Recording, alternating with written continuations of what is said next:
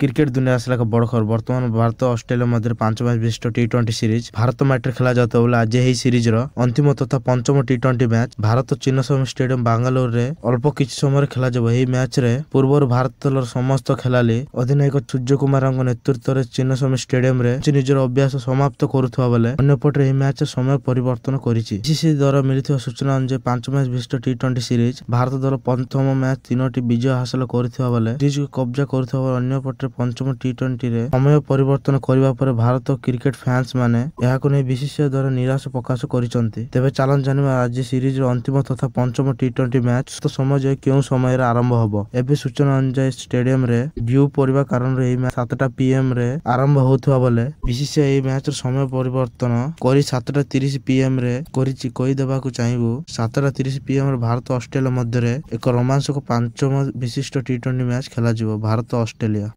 Match खेला जिवो। Bharat Australia.